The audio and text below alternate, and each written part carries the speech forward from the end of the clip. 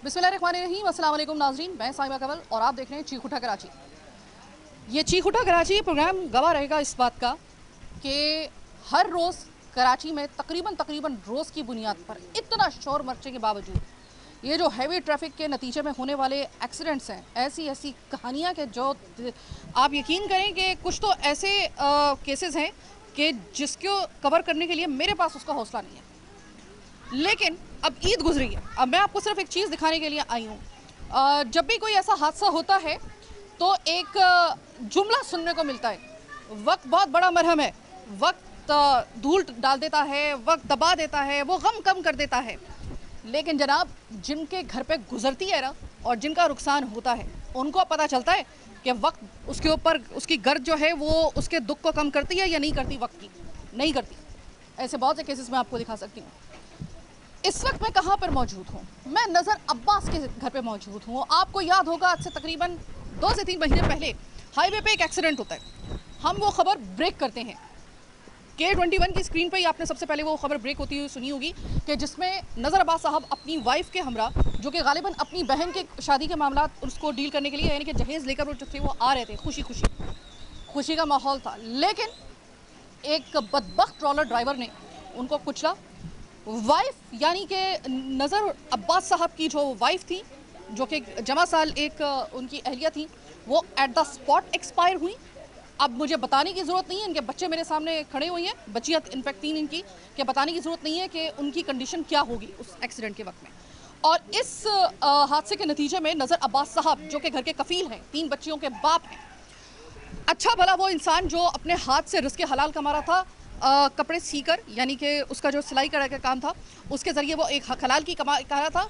और कराची के ऊपर कोई बोझ नहीं था, बल्कि कराची का बेटा, कराची का सहारा था। उसका एक बाजू इसी हादसे के नतीजे में जो था वो अब नहीं है उसके पास उसका सिर्फ एक हाथ है, उसका एक हाथ नहीं है। काम वो क्या करता था?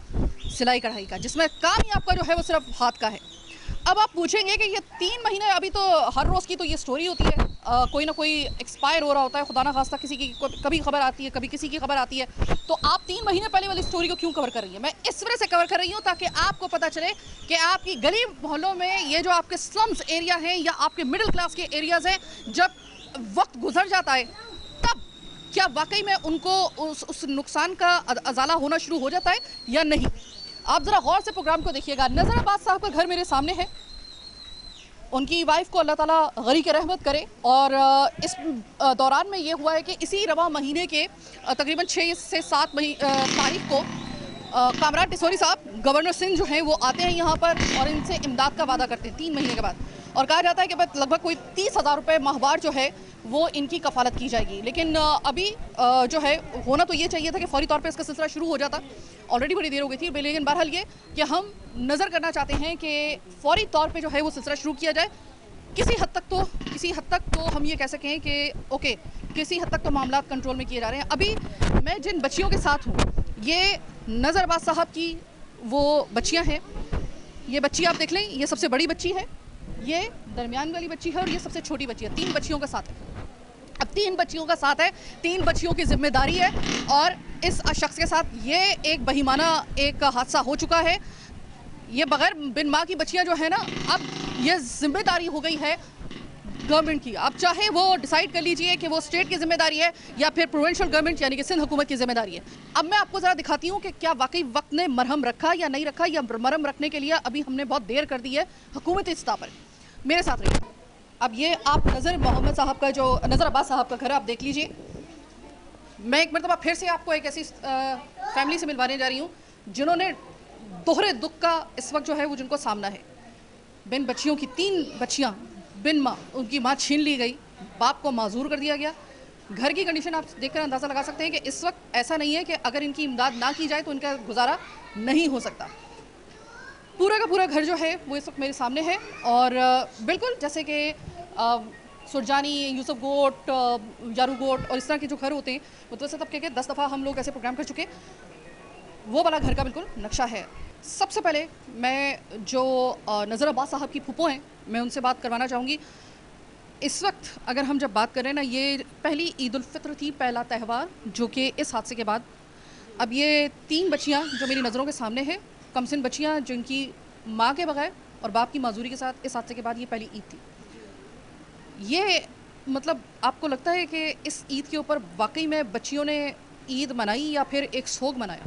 शौक बनाया, ईद नहीं बनाई। जाहिर बात है, माँ ने बाप का हाथ कटा हुआ, क्या ईद बनेगी? ईद तो नहीं बनेगी, किसी ने भी नहीं बनाई।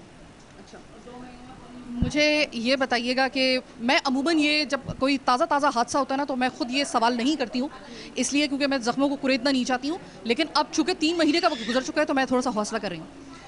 हाईवे पे ये हादसा हुआ और जहाँ तक हमारी मालूमात है कि वो जो खातून, अल्लाह उनको गरीक़ रहमत करे, यानी कि नज़र साहब की जो वाइफ़ और इन बच्चियों की माँ थी, वो अपनी कोई बहन की शादी की तैयारी कर रही थी और शायद जहेज़ के नंद की, सॉरी, तो घर में शादी का माहौल था ग़ालिबन।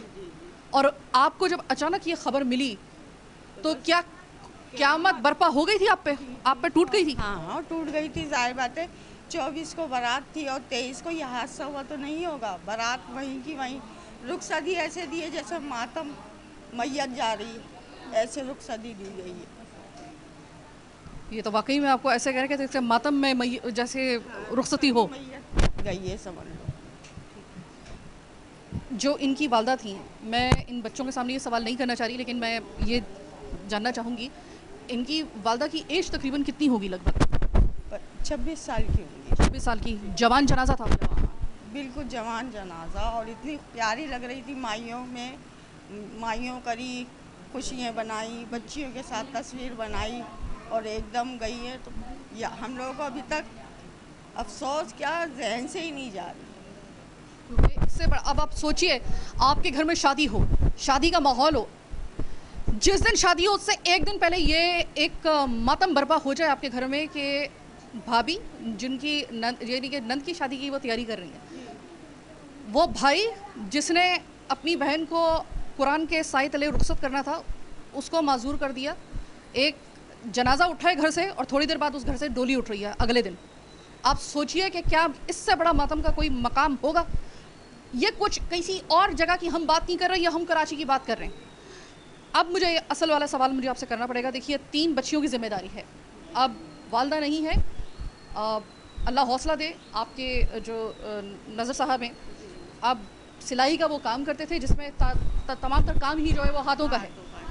एक हाथ अब उनका नहीं रहा। इस वक्त क्या गवर्नमेंट के किसी एस्पेक्ट से, यानी कि गवर्नमेंट के किसी एक धारे से कोई आपको किसी किस्म की कोई तसल्ली दी गई है, या आप लोगों को कोई माली मुआवनत की गई है? कुछ भी नहीं गया, सिर्फ तसल्लियाँ दी जा रही हैं।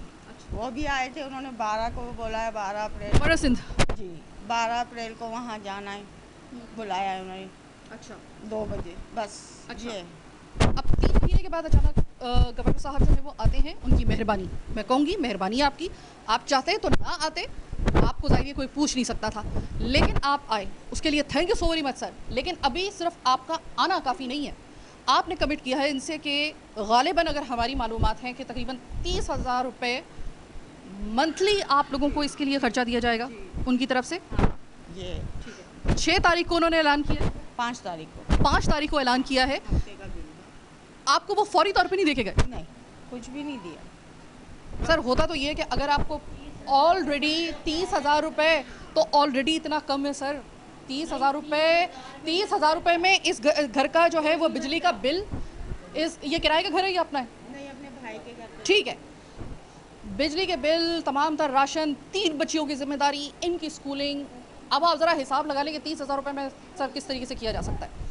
आपने 30,000 रुपये का ऐलान किया मंथली, आपकी मेहरबानी। लेकिन होता तो अच्छा उस वक्त कि अगर आप ये हाथ के हाथ आप अगर उसको उनको देके जाते और आप कहते कि ये है 5 तारीख, मैं 5 तारीख को आया हूँ, 5 तारीख को मैं आपको बांध के जा रहा हूँ, और 5 तारीख के हर महीने आपको 5 तारीख तक ये तमाम तर आपके जो 30,000 रुपये, हालांकि इससे ज़्यादा होने चाहिए, लेकिन आप 30,000 भी दे रहे तो कम से कम आपको दे के जाने चाहिए थे सर।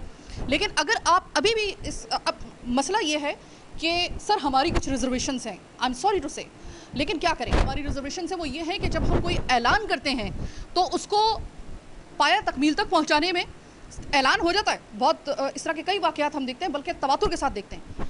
किसी भी इसके ऊपर ऐलानात हो जाते हैं, लेकिन फिर जब लेन देन का मामला आता है तो वो खटाई में पड़ जाता है। फिर कभी ये कहा जा रहा होता है कि अच्छा हमने आपका केस रेफर कर दिया है, प्रोसेस में है, प्रोसेस में। अब वो प्रोसेस जो है ना, वो कभी कभी जो होता है वो कोई पेमेंट का मामला होना, तो यकीन करिए प्रोसेस बहुत तवील हो जाता है। अब यहाँ पर वो जो मामलात हैं वो ऐसे हैं कि 3 महीने ऑलरेडी हो चुके हैं। मुझे नहीं समझ में आ रहा आपने 3 महीने में आपने इन बच्चियों का खर्च कैसे उठाया होगा। बस सब मिलजुल के कर रहे हैं। कोई आप लोगों की तो अपनी पसली नहीं है, मैं देख सकती हूँ।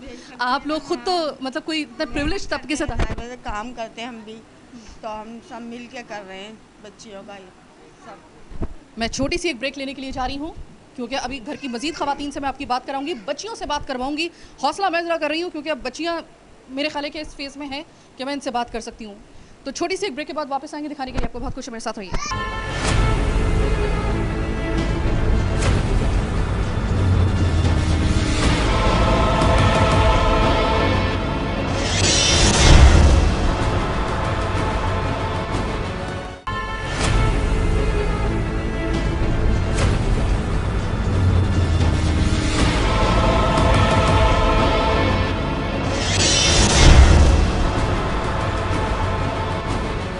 ये मेरे साथ मौजूद हैं, नायाब हैं, नूर है और नबीहा है। सबसे बड़ी है नबीहा। और आप इन बच्चियों की उम्रें देखें, पूरी उम्र, पूरी ज़िंदगी एक बदबख्त ड्राइवर, एक बदबख्त और एक कातिल ट्रॉलर की वजह से ये बच्चियां माँ के साय से महरूम रहेंगी। तो आप लोगों की नबिया, मैं आप बड़ी हैं, इस वजह से मैं आपसे ज़रा सवाल कर रही हूँ कि बेटा ये पहली ईद आपकी अम्मी के जाने के बाद थी। मैं आपको ये नहीं कहूँगी कि आपकी ईद कैसी गुजरी, मुझे मालूम है आपकी ईद कैसी गुजरी। ये मुझे बताओ कि ऐसा हुआ कि ईद का दिन जो था वो आम तो नहीं गुजरा होगा, याद आई अम्मी उस दिन? जी बिल्कुल याद आई। आपको? जी याद आई। आपको बेटा? ये मैं आपको बताना चाहती हूँ, आपको पता है आप लोग बहुत बहादुर हो। मैंने सवाल पता है आपसे क्यों किया, वरना मूवमेंट मैं नहीं करती हूँ। मैंने इस वजह से क्यों, क्योंकि मैं देख रही थी आप लोग बहुत बहादुरी के साथ आपने इस हादसे को फेस किया। बच्चा मुझे ये बताओ कि आपकी स्कूलिंग का क्या बंदोबस्त है? ज़ाहिर है कि आप मदरसे जाती हो, स्कूल जाती हो? स्कूल में अभी एडमिशन हुआ है, मदरसे भी जाते हैं आप ही के पास। जी। कौन सी क्लास? 4 में। और आप कौन सी क्लास में हो? 1 और नायाब आप? 3 में। ये मुझे बताओ कि ज़ाहिर है कि अम्मी थी, सुबह उठती थी, तैयार करती थी, स्कूल भेजती थी। अगर मैं गलती पे नहीं हूँ तो शायद आप अब दोनों, नायाब की और नूर की, अम्मी की जगह आपने ले ली है। अम्मी के जाने के बाद मुश्किल होता है सुबह उनको उठाना, फिर उसके बाद अम्मी की तरह स्कूल भेजना, इनके खाने पीने का ख्याल रखना, क्योंकि अब आप पे जिम्मेदारी आ गई ना मेरे बेटे। जी बहुत मुश्किल होता है। मुश्किल हो रहा है जी। थोड़ा सा हौसला कर लो, ये थोड़ा सा वक्त है, इसको काट लो, पढ़ाई को बिल्कुल कॉम्प्रोमाइज़ ना होने दो। देखिए इस वक्त मैंने इन बच्चों से सवाल इस तरह से किया है क्योंकि मैं आपको बता दूं कि इस हादसे के बाद भी अल्लाह का शुक्र है कि इनके घर वालों ने इन नामसद हालात के बावजूद इनकी पढ़ाई कॉम्प्रोमाइज़ नहीं होने दी। वेल डन, आप लोगों को सबको इस बात का क्रेडिट जाता है। वरना 3 बच्चियां हैं, ये भी कहा जा सकता था कि अब शायद मुश्किल हो जाएगा आगे पढ़ाई का चलाना, इस तरह से सिलसिला चलाना, इस तरह से घर बिठा लेते हैं, लेकिन इन्होंने इनको भेजा। अब होता क्या है कि अमूमन जब ऐसे घरों में हादसात होते हैं ना, या ऐसा कोई भी ऐसा मिसहैप होता है, तो ऑटोमेटिकली बड़ा भाई अगर होगा वो बाप की जगह ले लेगा खुद ब खुद, वो चाहे कितना भी लाउबाली हो। लेकिन जैसे ये कोई ऐसा मिसहैप होता है, हमारे यहाँ पे होता है कि बड़ा भाई जो होता है वो बाप की जगह पे आ जाता है, और जो बड़ी बहन है वो माँ की जगह ले लेती है अगर माँ को खुदा न खास्ता कुछ हो जाए। डजेंट मैटर कि उम्र कितनी है, ये याद रखिएगा, बस वो बड़ा हो तो उसमें। अच्छा नबी, मुझे ये बताओ कि अभी तक 3 महीने तकरीबन हो गए हादसे को। आपको वैसे तो घर के मामलात में तो चलो बाकी आपकी फुफियाँ, आपकी जितनी भी घर की ख़वातीन हैं वो आपकी मदद करती होंगी, लेकिन कोई ऐसा मरहला है ज़िंदगी में आपके पढ़ाई के मामलात या फिर कोई बाहर का ऐसा मामला हो या कोई ऐसी मुश्किल आपको पेश आ रही हो जिसमें आपको लगता हो कि काश के ये हादसा ना होता तो हमारे साथ ऐसा ना होता, या अम्मी कहीं बहुत आपको लगा कि ये काम या ये चीज़ अम्मी के होते हुए नहीं हो सकती थी, कुछ ऐसा जिसमें आपको वाकई में अम्मी बहुत याद आ रही हो कि काश के अम्मी अगर होती तो ऐसा ना होता? कोई सबसे बड़ा इस वक्त अम्मी के जाने के बाद सबसे बड़ा कोई ऐसा मरहला है आपकी ज़िंदगी का? जी है। क्या? कभी कभी याद आती है और काफ़ी सारे काम होते हैं जो मम्मा के बगैर नहीं हो सकते, इसलिए बहुत याद आती है। जी। लेकिन आप आपको पता है बहुत बहादुर हो, आपने जिस तरह हमें आपने रिसीव किया, जिस तरीके से आप यहाँ पर हमसे बात कर रही हैं, क्या चाहती हो अब? तुम्हें क्या ऐसा गवर्नमेंट की तरफ से आपको ऐसा क्या आपके साथ ताउन किया जाए, या लोगों की तरफ से आपके साथ ऐसा क्या ताउन किया जाए कि आपकी थोड़ी सी मुश्किल आसान हो जाए? किस हवाले से? जी, हमारे घर के लिए राशन वाशन और स्कूल की पढ़ाई वढ़ाई। आप फ्री ऑफ कॉस्ट अपनी पढ़ाई चाह रहे हैं बहन भाइयों की, 3 बहनों की? सिंपल सी एक बात है, हम यहाँ पर हर कुछ अरसे के बाद सुनते हैं कि भाई हमने फ़लाँ बच्चे का जो है वो हमने इतने सैकड़ों बच्चों का जो है वो दाखिला करवा दिया है और उनकी पढ़ाई हमारे ज़िम्मे। ऐसे बहुत सारे लोग हैं, लेकिन इस वक्त जो सरीहन इस वक्त जिम्मेदारी आयद होती है वो प्रोविंशियल गवर्नमेंट पे होती है, स्टेट के ऊपर होती है। ये 3 बच्चियाँ इस वक्त पढ़ाई के मामलात इनके ये हैं कि पूरी स्टोरी आपको समझ में आ गई होगी, इसके बाद इनकी पढ़ाई कॉम्प्रोमाइज़ ना हो, एटलीस्ट इतना तो किया जा सकता है कि इनकी जिस जगह भी स्कूलिंग है वहाँ पर इनकी पढ़ाई फ्री ऑफ कॉस्ट हो। किताबें, कॉपीज़, इनके यूनिफॉर्म, XYZ तमाम चीज़ें फ्री ऑफ कॉस्ट होनी चाहिए। और ये सबसे बड़ा मुतालबा है। क्या आप ये बर्दाश्त करेंगे कि एक नागहानी आफत की वजह से, एक नेग्लिजेंस की वजह से 3 बच्चियों का, जो उन्होंने अपनी माँ को खोया, अपने बाप को माजूर देख रही हैं? आप ज़रा सोचिए कि एक शख्स आपके घर के अंदर, आपका कोई घर का कोई बड़ा है, कोई बहन भाई है, आपका कोई प्यारा है, वो सही सलामत है, और चंद ही सातों के बाद अगर वो माजूर हो जाए, आप मौत को तो छोड़ेंगे, जो घर में मौत हुई वो तो अलग, इस हादसे कोई, अगर आप सिर्फ इस एक मिसहैप को आप ले लेना तो आपके रोंगटे खड़े हो जाए। ये वो सफ़र कर रही है, वो फैमिली। अच्छा, अब मुझे ये बताइएगा कि बच्चियों को अल्लाह ताला ने बड़ा हौसला दिया है, ये ख़ास, लेकिन ये कि ज़ाहिर है कि उनकी स्टडी है, क्या ये 6,000 रुपये महीने का निकालना आप लोगों के लिए आसान है?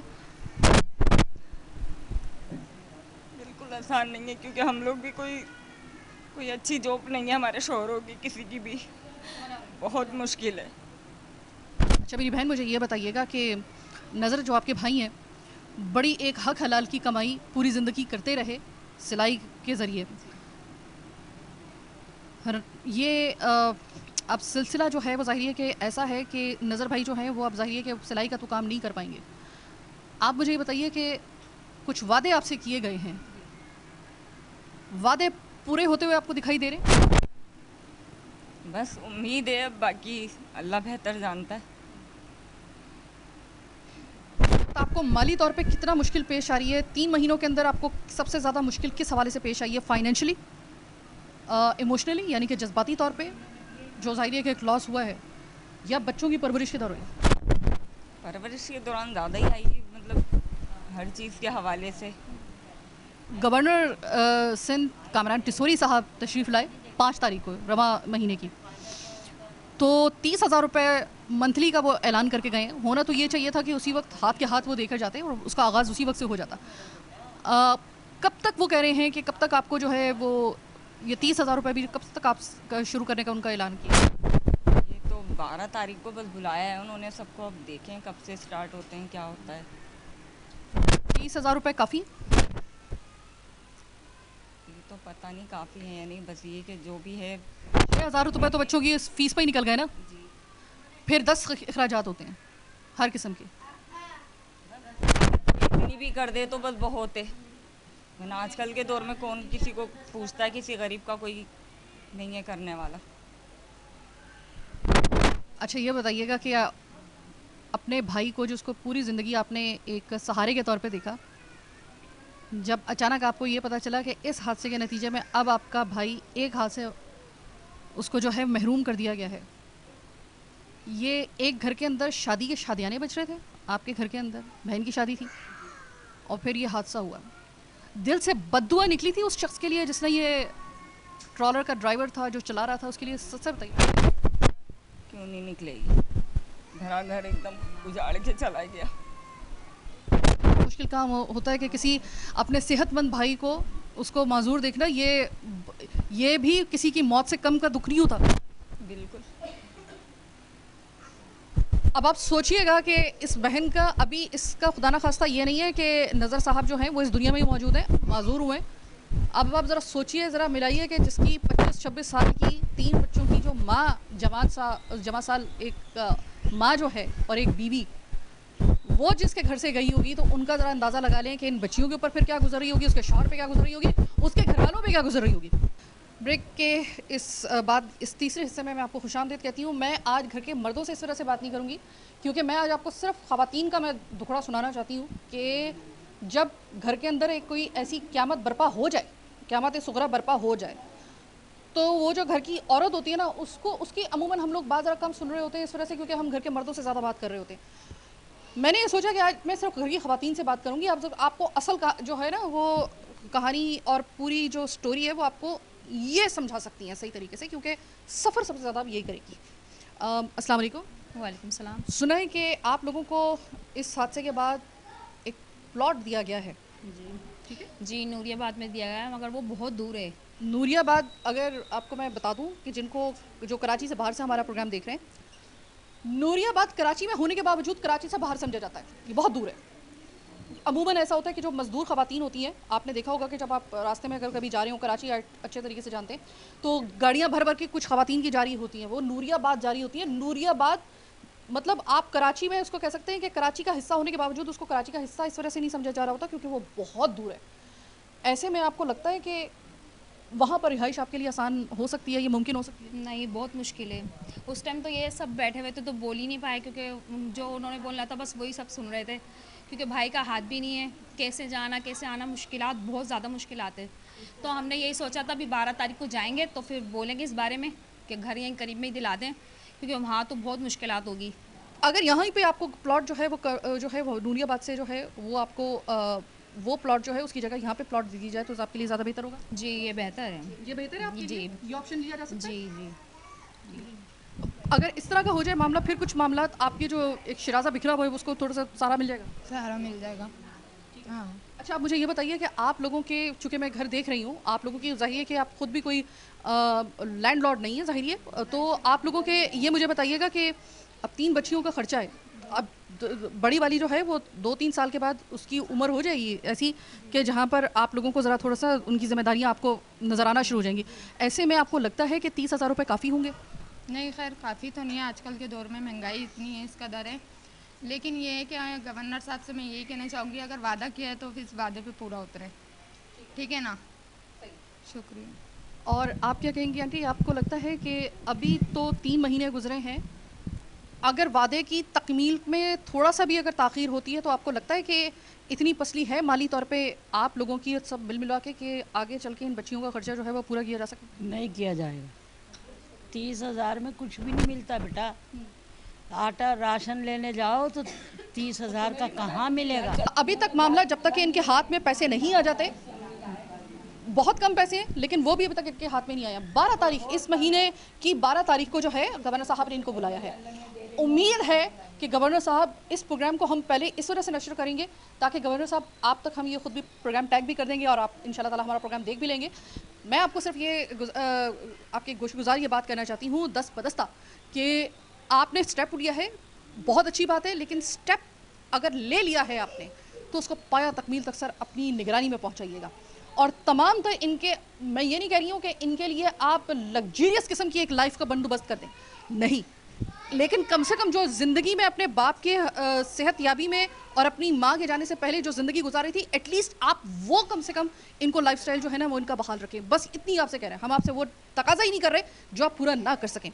अभी इस वक्त मैं अगर आपसे मालूम करूँ 6,000 तो तीनों बच्चों की फ़ीस है। राशन कुल मिला के इन बच्चियों का ख़र्चा कुल मिलाकर नज़र साहब की इस हालत के बाद जाहिर है कि अब दवा दारू हॉस्पिटल लेके जाना उनको करना, जाहिर है कि अभी उनके साथ 50 भी कम है, 50 भी कम है।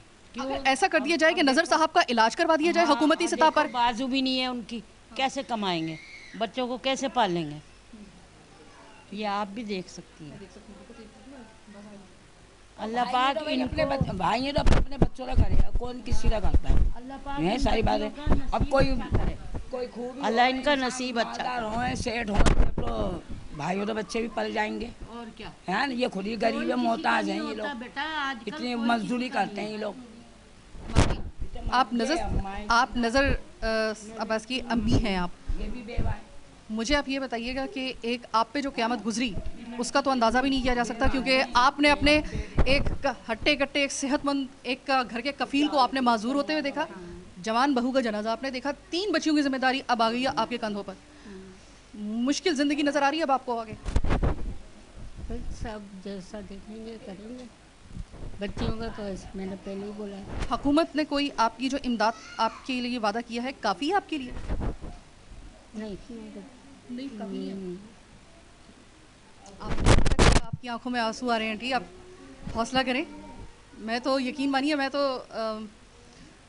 देखें, अब मुझे मालूम है कि इस वक्त आप पे क्या गुजर रही है। ये दुख आप जो झेल रहे हैं वो शायद यकीन मानिए कि वो हर किसी की बस की बात भी नहीं होती। विदा होते चली गई निगाह, मैं खाली ऐसी निगाह डालते चली मेरे कपड़ों में।